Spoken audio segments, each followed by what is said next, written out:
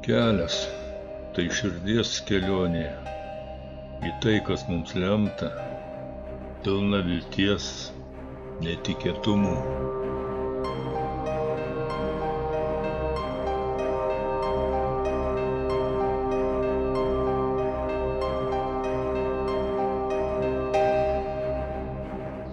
Romantiškiausia, kai nežinai, kas laukia už posūkio.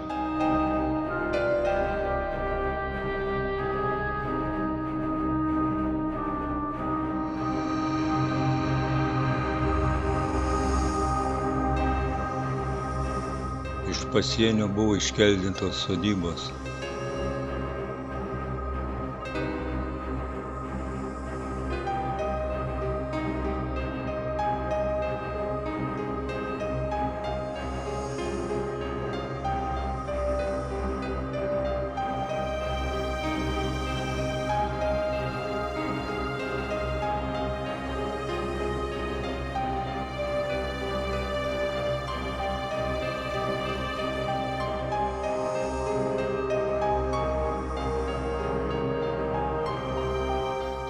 Lietuvos pusėje reikia surasti Kybartų kaimelį.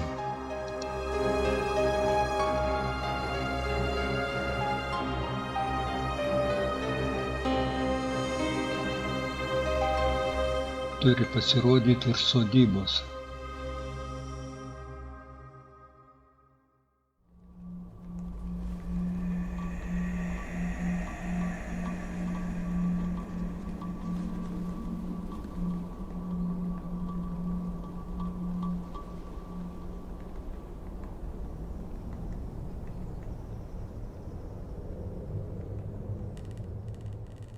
Jotvingiai buvo šių vietų autochtonai, čiabuviai ir Jotvingių teritorija buvo labai didelė.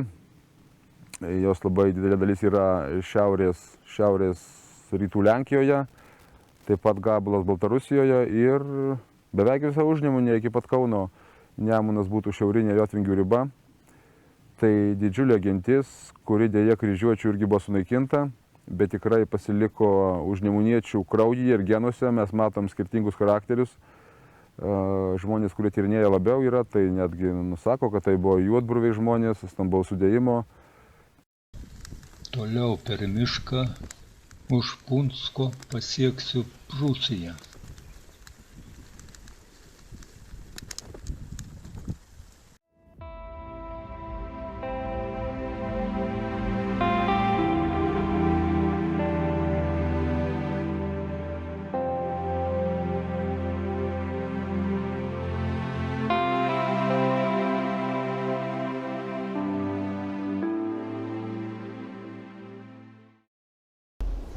Už šių vartų gal pajausiu kryžiuočių sunaikintų baltų genčių dvasią.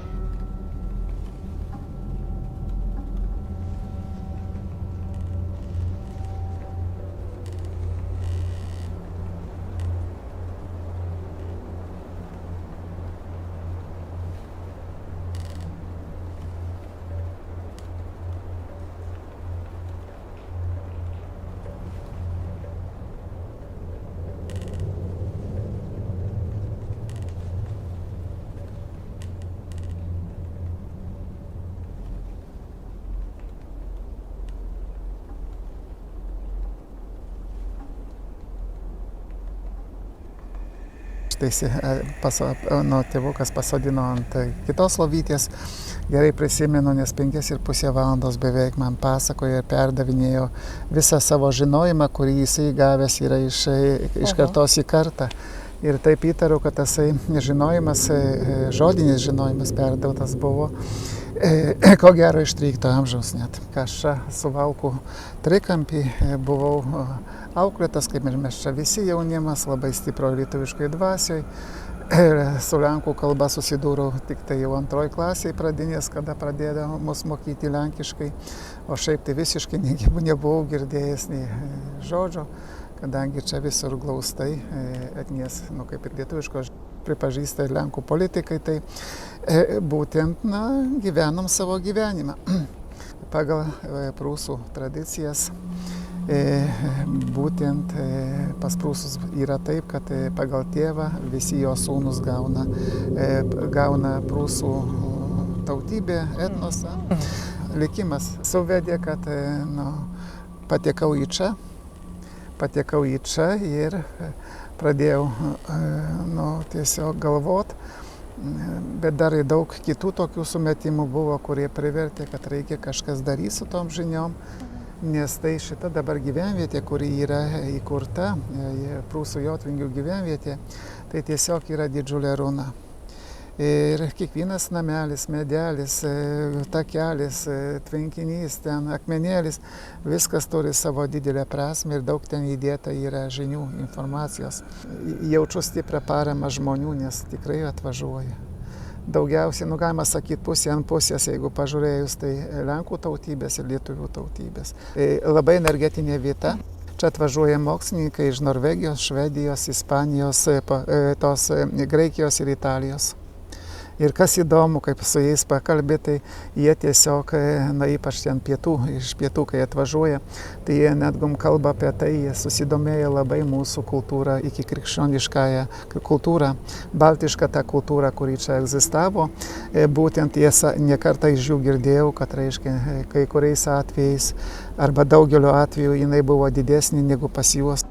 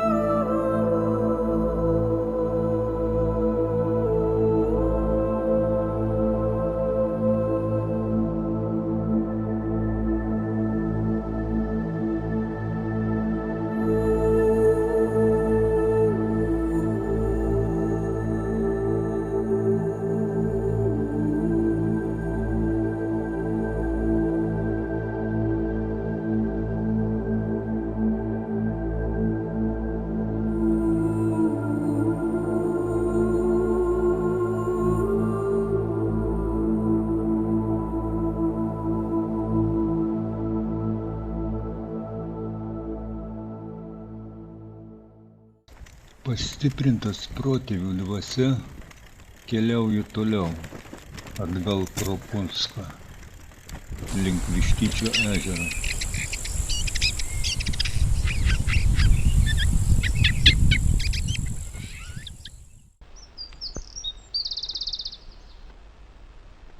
Lietus nukeliavo į vakarus, palikdamas man ramų vakarą.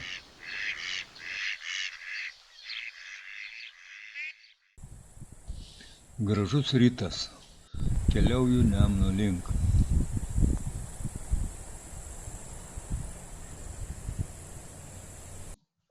Per vakarinės Jotvingių žemes pasiekiau Sudargo piliakalnius.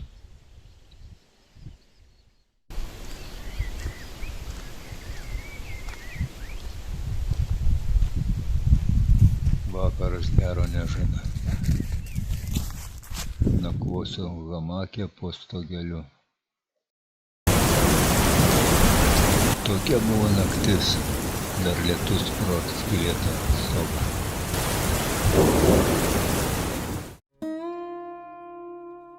Lietaus nupraustas rytas. Toliau mano kelias anapus Nemuno, link Kuršių krašto.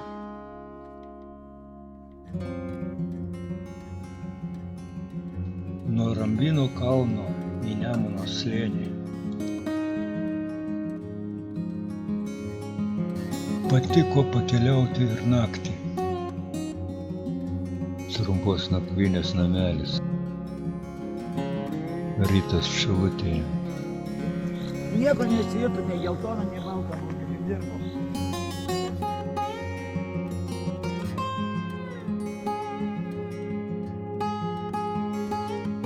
Aplankau Aukštumalos pelkę.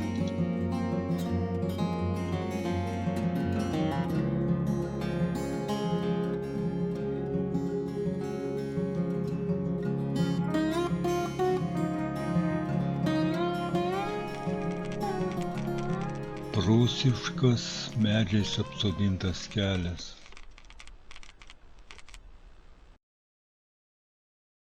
Marios. Kuršiai. Senovės baltų gentis, kurios istorija alsuoja jūriniais nuotykiais, karinga dvasia ir ypatingu kultūros paveldu. Ši gentis gyveno prie Baltijos jūros, dabartinės Lietuvos ir Latvijos teritorijose, o jų kultūra pasižymėjo unikaliu jūriniu identitetu. Kuršių aukso amžius pasiekęs viršūnę ankstyvaisiais viduramžiais žymi laikotarpį, kai ši gentis ne tik sėkmingai gynė savo žemes prie Baltijos jūros, bet ir tapo galinga jūrų jėga, dažnai puldama Skandinavijos pakrantės bei dalyvaudama svarbiausiuose to meto prekybos keliuose. Kuršiai garsėjo savo nepriklausomybę, kurią uoliai gynė nuo išorės priešų, tačiau 13 amžiuje su Livonijos ordino įsiveržimu jų klestėjimas ėmė blėsti, o kultūra pamažu asimiliavosi į platesnį regiono istorinį kontekstą. Šiandien Kuršių palikimas išlieka gyvas Baltijos pakrantėje Lietuvoje ir Latvijoje, primindamas apie jų drąsą ir unikalų identitetą.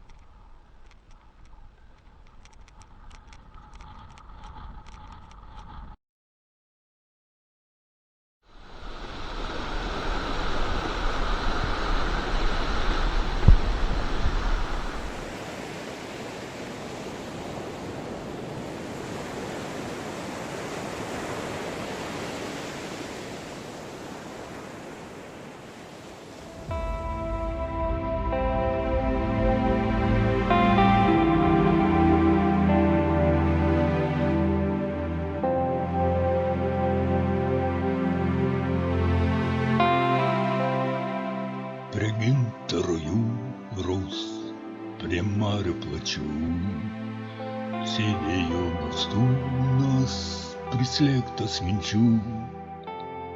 Jį glamonėjo tik vakaro vėjas.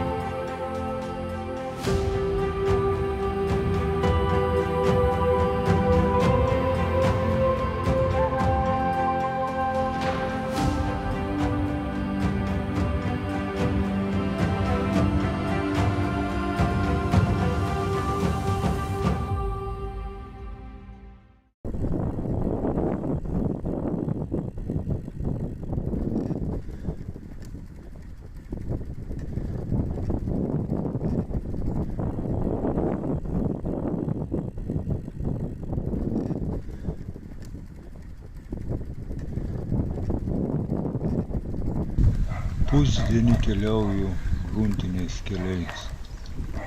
Toli laukuose matėsi sodybos. Stengiausi nepasiklysti miško keliukuose.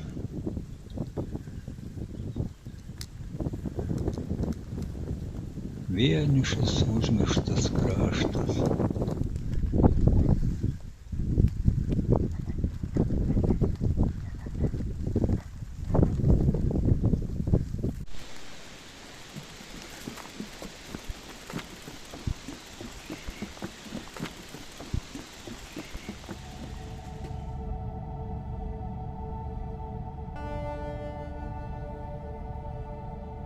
Dar vienišesnis kraštas.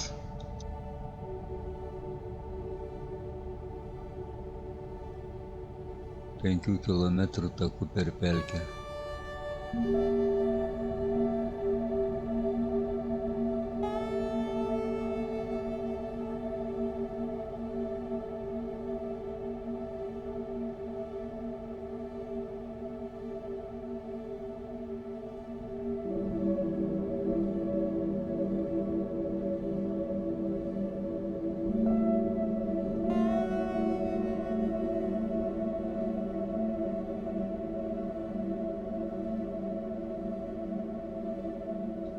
Ramybės oazė.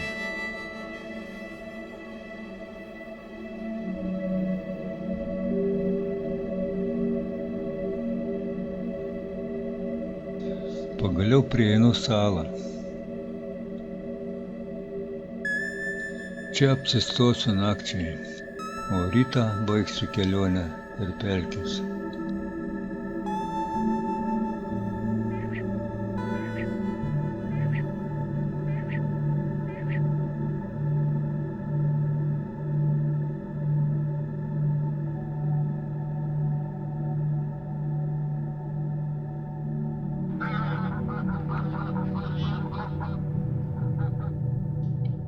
Naktis atėjo į mano salą.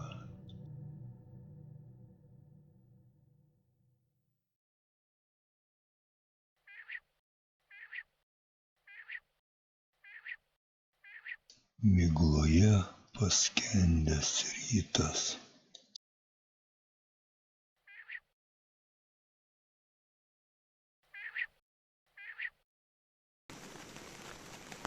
Po puotos užbaigsiu lentų kelią ir keliausiu gruntiniais keliais į Žemaitiją.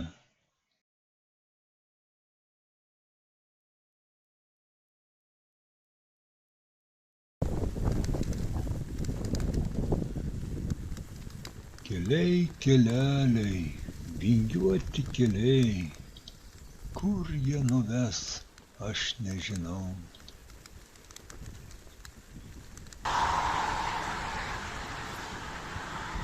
Žemaitija, Skuodas. Trumpam pasislėpsiu nuo lietaus. Sekantis sustojimas Mažeikiai.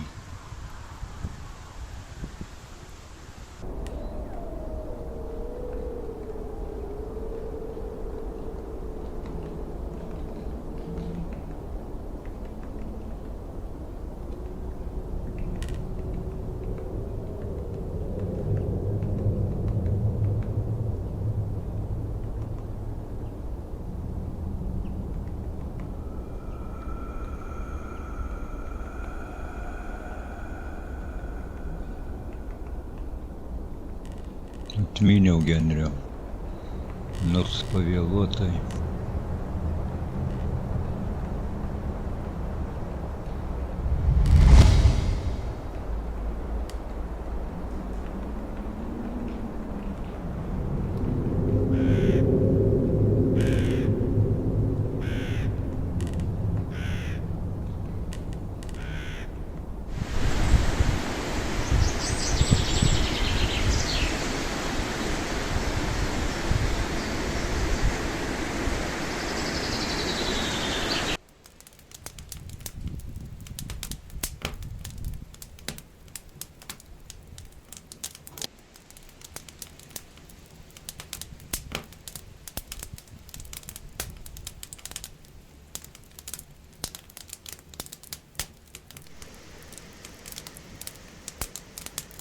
Kaip tau pavyks.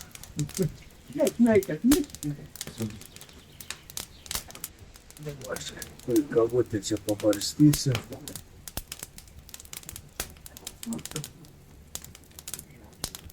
Viskas turistiškai pajusysiu.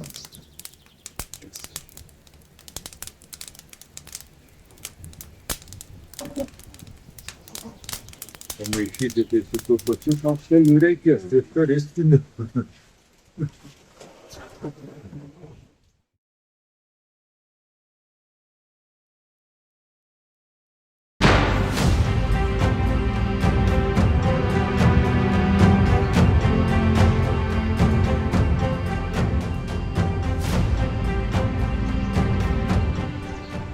Liko kelias į Tėviškę.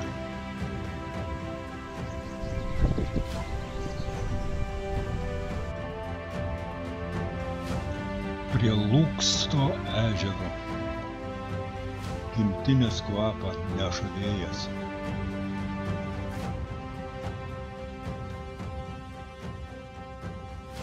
Po šios nakties Bastūnas grįš namo. Tėviškė. Tai namai be raktų, visada laukiantys, visada atviri, visada suprantantis. Net jei išvyksti toli, ji pasilieka tavyje, kaip ramybės lopšys.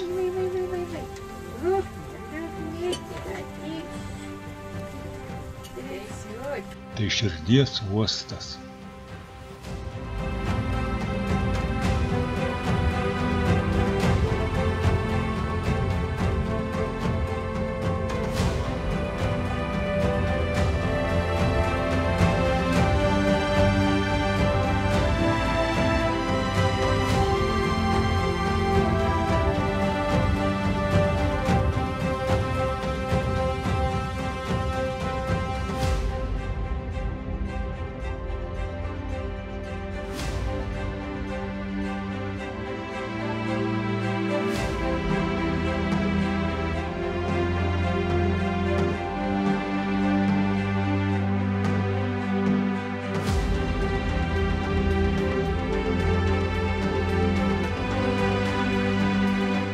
Tėvai ir protėviai, jie paliko mums ne tik paveldą, bet ir kryptį, kokiais būti žmonėmis, kaip gerbti žemę, šeimą ir paprastą žmogaus garbę.